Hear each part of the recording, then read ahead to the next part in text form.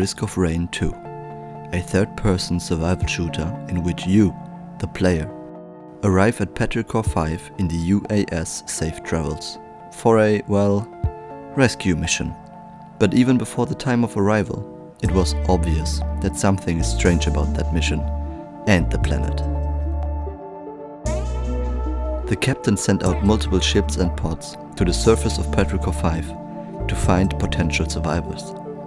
But immediately after landing, the inhabitants start fighting the crew. And that's where the game really begins. You fight back. You try to survive. Get stronger by collecting items and try to find a way back using the teleporters you find on each stage. Eventually, you find the primordial teleporter, which brings you to the moon of Petrichor 5. There you find a rescue shuttle, trapped in a force field by Mithrix.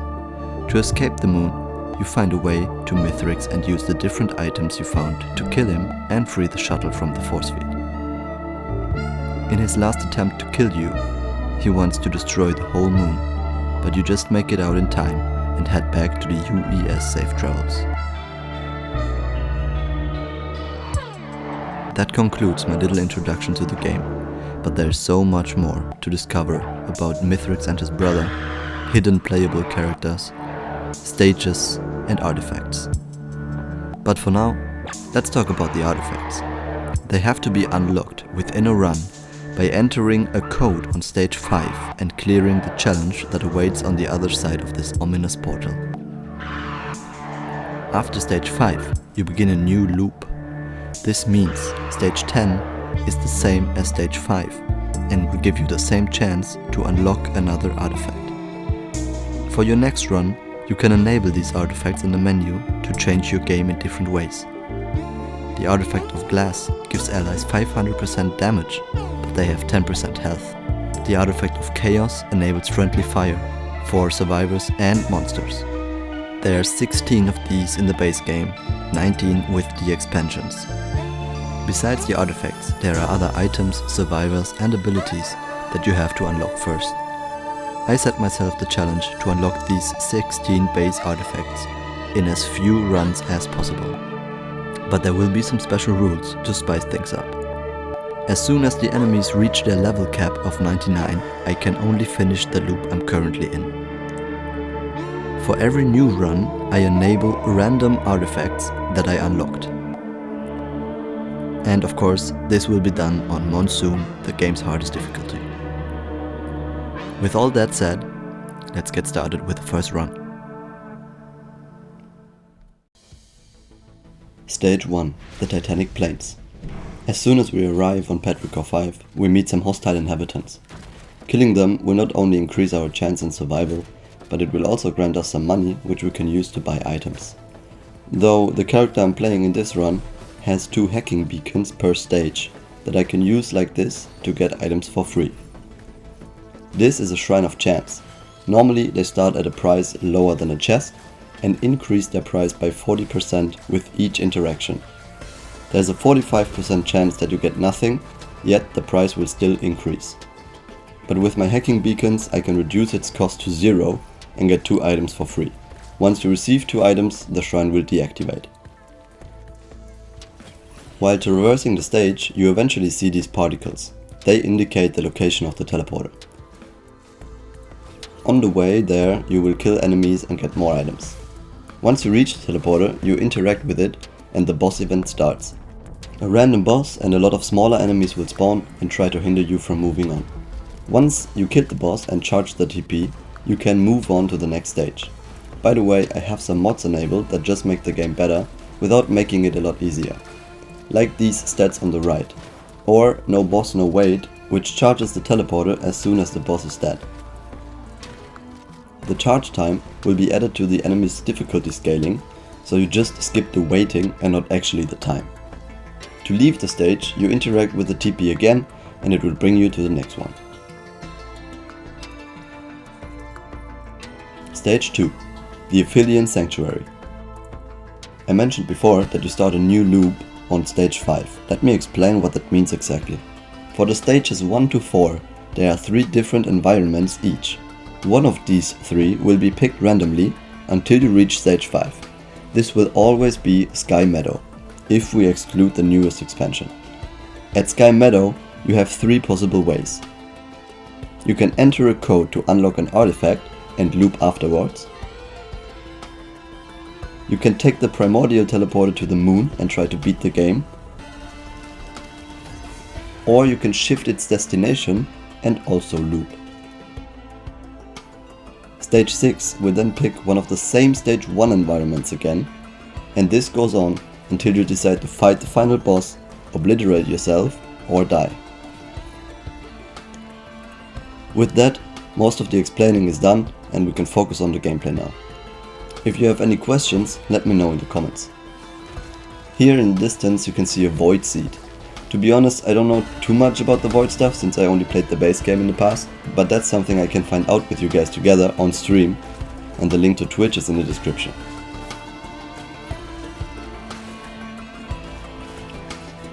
Here we got another good item, Sticky Bombs.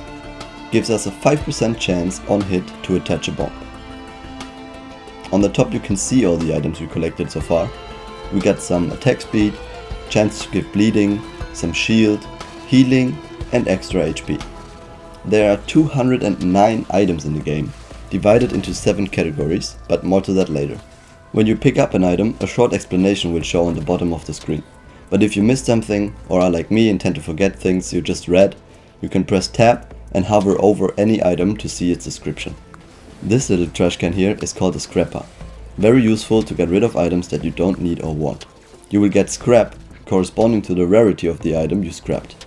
These can be used at 3D printers, which we'll see in a bit. Man, I love these missiles from Captain. Very effective AoE damage. At this void cradle, I sacrifice 50% of my HP to get a void item. Before I have a look at what it is though, I have to fight these enemies.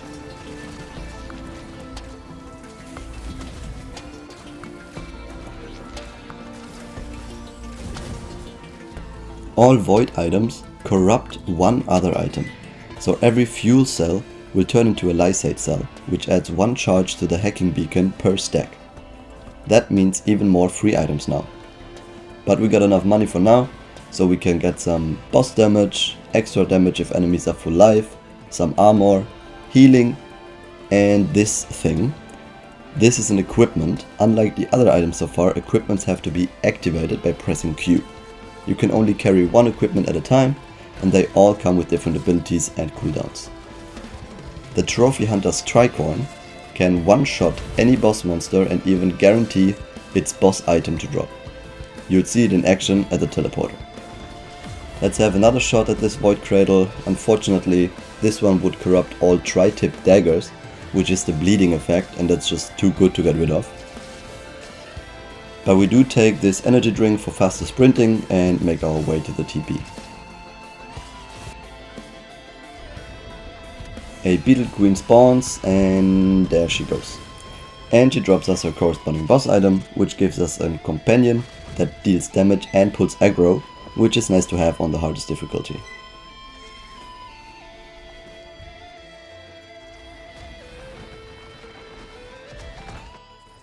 Stage 3.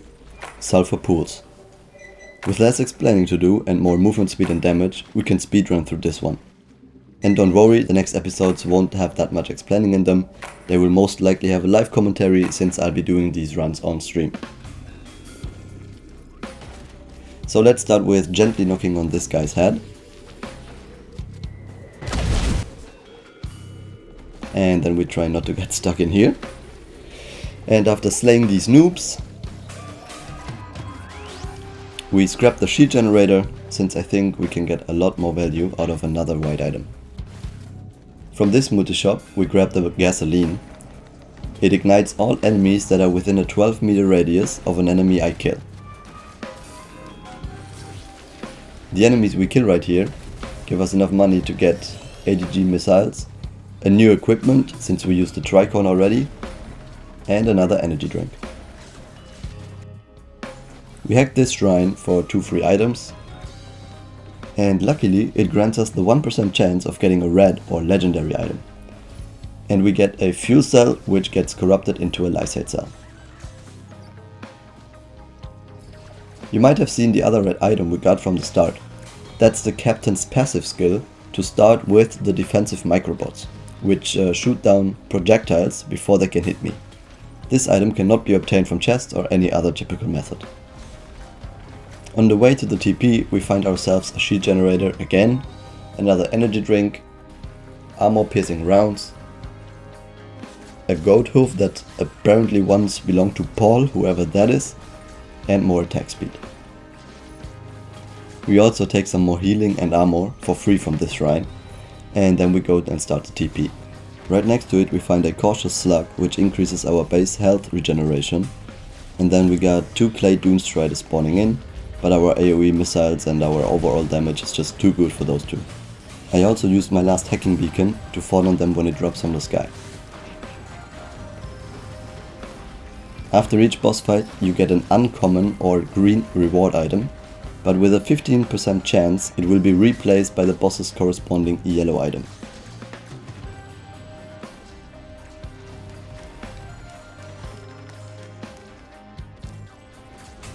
Abyssal Depths. On stage 4 of every loop you can get a guaranteed red item. Depending on the environment you spawn in, it's either a legendary chest or an additional boss fight you can trigger. And on this map it's a chest that I can hack and therefore get it for free. We see 2 Shrines of Chance that we can hack as well.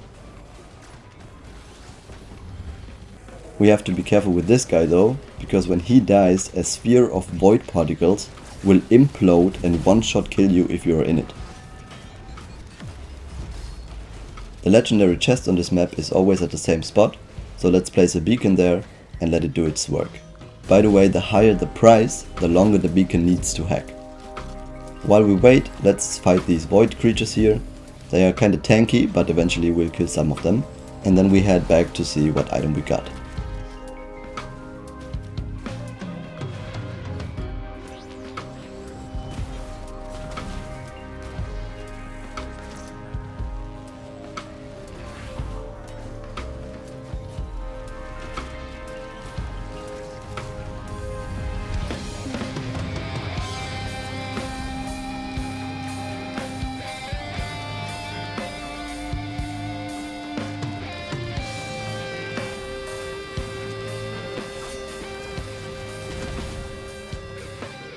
And it is Shattering Justice, which is very good on Captain, because his shotgun fires 8 bullets per shot, and if 5 of these hit, we reduce enemies' armor.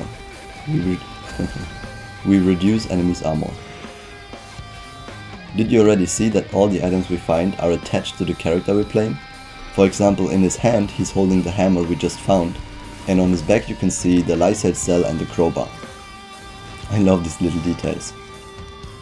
On this stage we grab another fuel cell, or rather lysate cell, a bundle of fireworks, a tri-tip dagger, a healing drone that will fly around me and heal me whenever I take damage, an old guillotine, a second goat hoof and a third dagger, a war banner, a necklace that spawns healing orbs when I kill enemies and even more attack speed. We locate the TP and start the boss fight.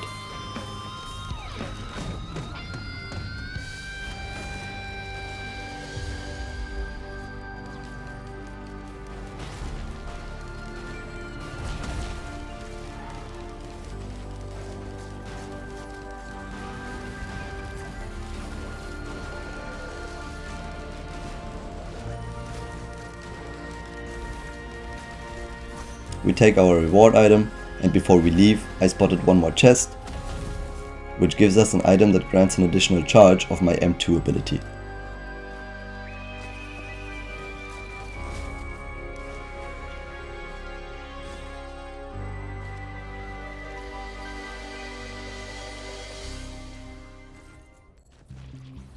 Stage 5, Sky Meadow.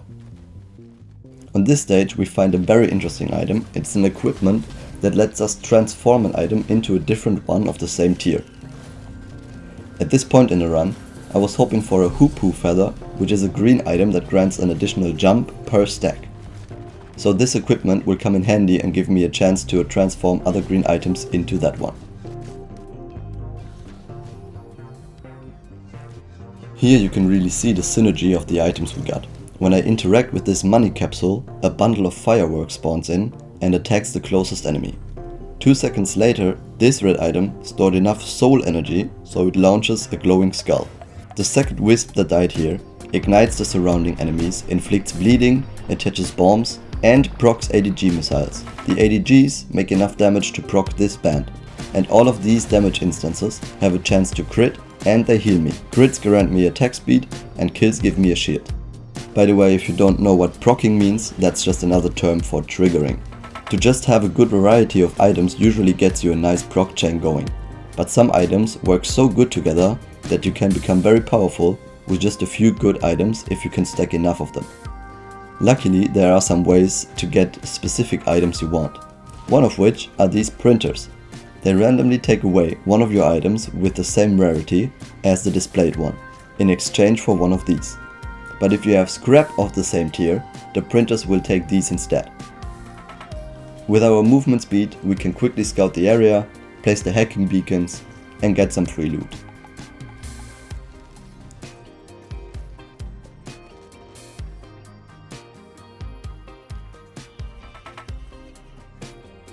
I tried transforming green items into an extra jump, but we didn't get it here.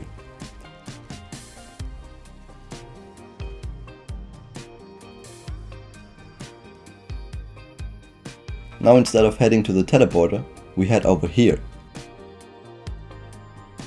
where we have to enter one of the 16 codes for the artifacts. The first one we're going to unlock now is the artifact of command, which lets you choose your items. You will see how that works after we enter the portal.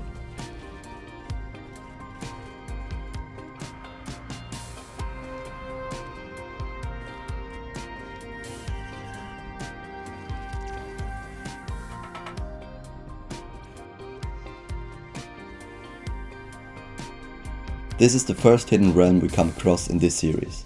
Every time we take the artifact portal, we will spawn here, in the Bulwark's Ambry. The artifact is sealed and protected by some sort of mechanism. It will shoot projectiles in all directions when we use the first key here. After its activation, monsters will spawn and at some point drop another artifact key, that we collect and bring to the middle.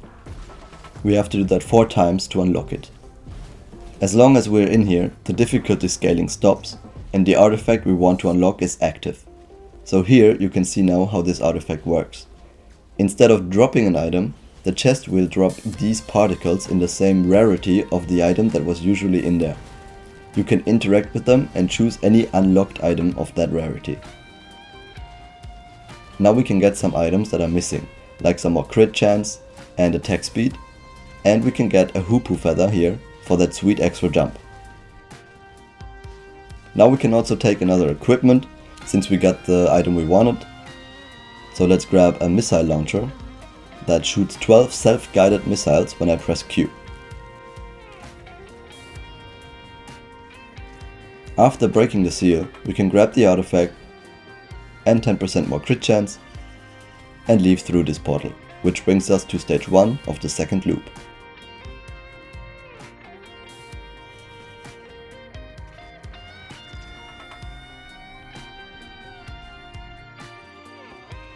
This time the environment we got is Distant Roost. Roast? Roost? Distant Roost. How do you fucking say that? Roost? Is it? I guess? Because double O is like an oo sound, boost, right? Well, anyways, now we need to try and outpace the enemy scaling by not spending too much time on one stage. So we grab some items,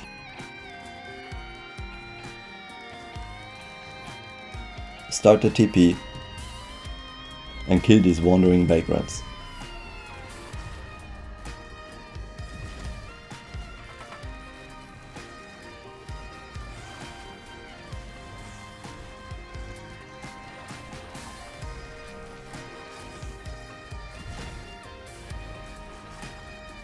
We take our reward and immediately head to stage 7.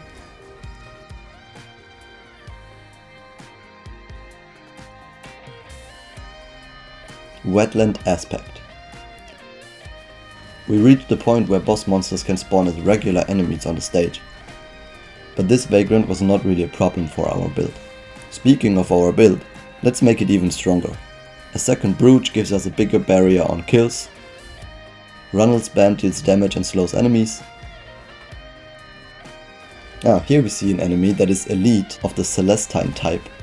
In this spherical dome around it, other monsters will be invisible, but you can still shoot and kill them.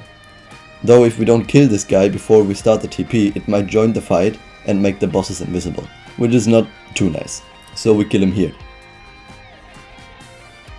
With this item we also throw shurikens when we shoot our primary fire, which is the shotgun.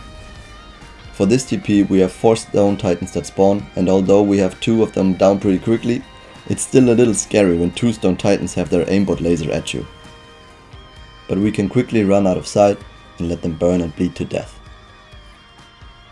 We take a chrono bauble as a reward and move on to the Scorched Acres.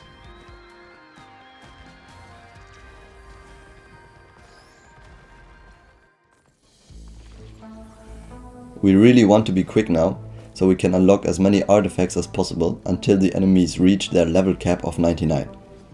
We found 15 items on this stage in less than 4 minutes, and the new ones we got are Red Whip for a movement boost out of combat, Regenerating Scrap, which you can use at a printer and it will recharge on the next stage, so you can use it again, which is pretty cool.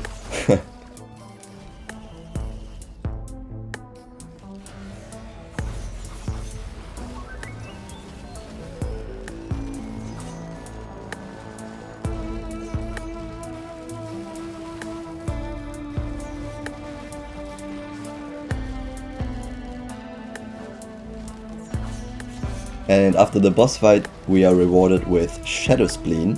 Crits apply bleeding now, and bleeding enemies explode, which is also pretty good. Here at Siren's Call we can get another guaranteed red item by fighting a hidden boss. But first let's fight the bosses that are already here.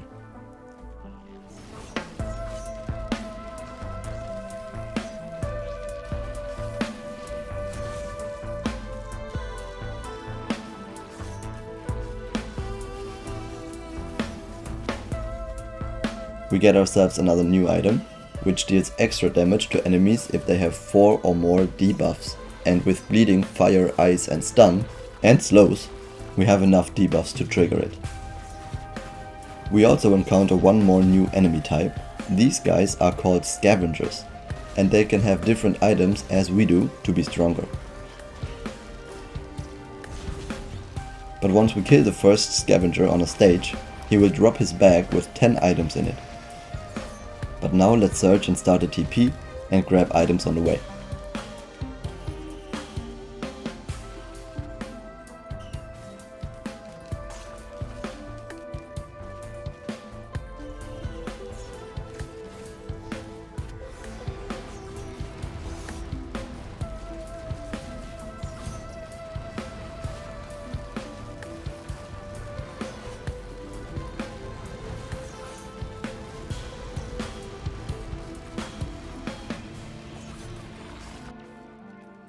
Without natural monster spawning, we can scout the map for the rest of the items that are here, and also for these eggs you can see here.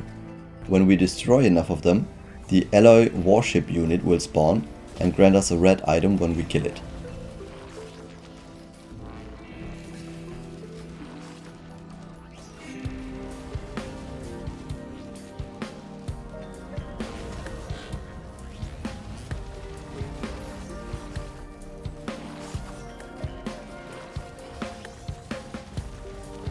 Happiest Mask gives us a chance to summon a ghost of a slain enemy that will deal damage and distract monsters for 30 seconds. I don't know why, but all of the 10 items here are in the middle of the bag, so you can't really see them. But when I first played the game, they used to scatter around the bag in a circle. Anyways, I just ran through the bag a few times to make sure I got all of the items, and then we head to Sky Meadow again. Unfortunately, the monsters level jumps from 85 to 98 here when we use the teleporter. But I spawned very close to the portal, so I tried to be quick and enter the code.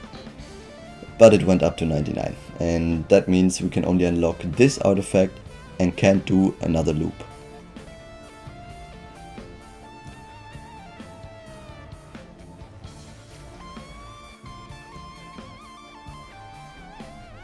The artifact of swarms is the one that we are doing now. It doubles monster spawning but halves their HP. And now, did I fall down the void 0 times, 1 time or 2 times? Correct, 3 times.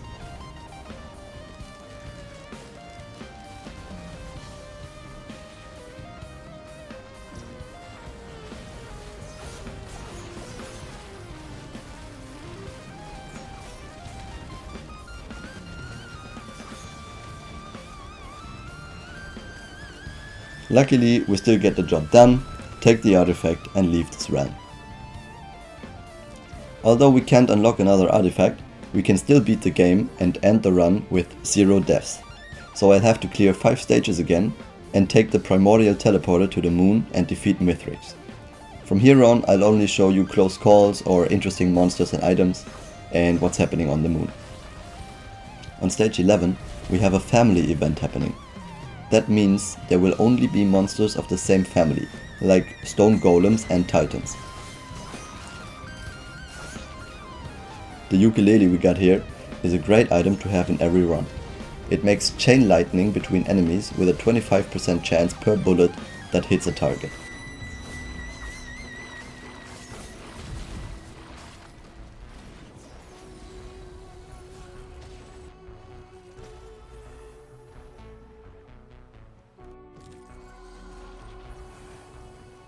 The only thing worth seeing on stage 12 is how fast the boss was down.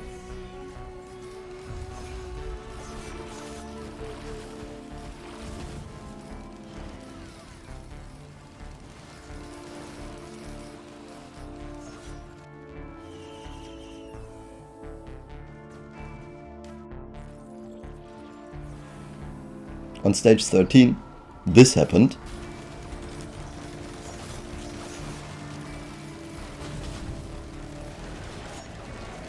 That was a little scary. The boss fight was not, thankfully.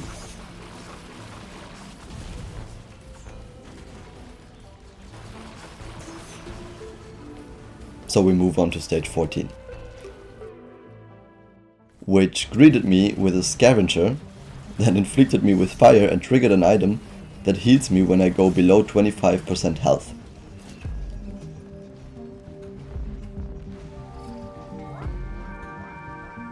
The alloy warship unit and the TP boss were quickly dealt with though.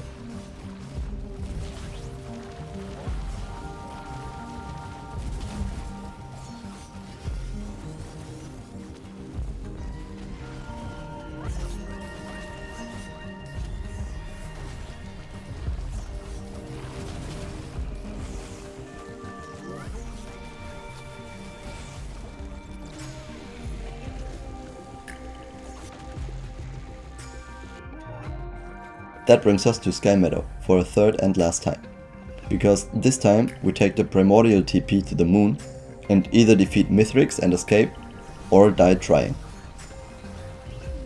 At this point in the video, I want to say thank you. If you're still watching, know that I appreciate it a lot. Gaming is one of my passions and I enjoy the process of creating content as well.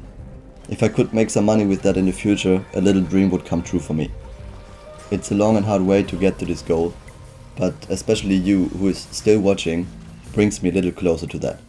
So again, thank you so much, and please feel free to give me constructive criticism in the comments or privately. Let's bring this video to an end.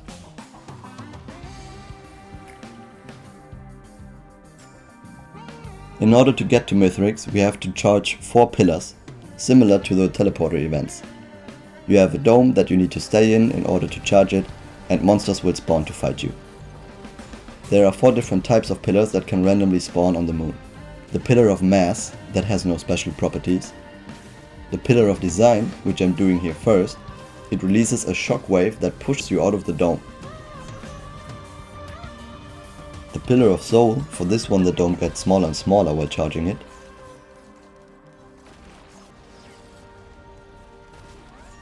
and the Pillar of Blood, which absorbs 10% of your health per second, so you should have a little passive healing going on when you do these. But there can be up to 7 pillars spawning, so most of the time you can choose which one you want to do.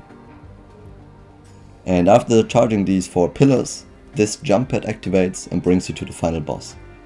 This fight has 4 phases and I'm going to let it run uncut here. So thank you for watching and I'll see you in the next one. Later.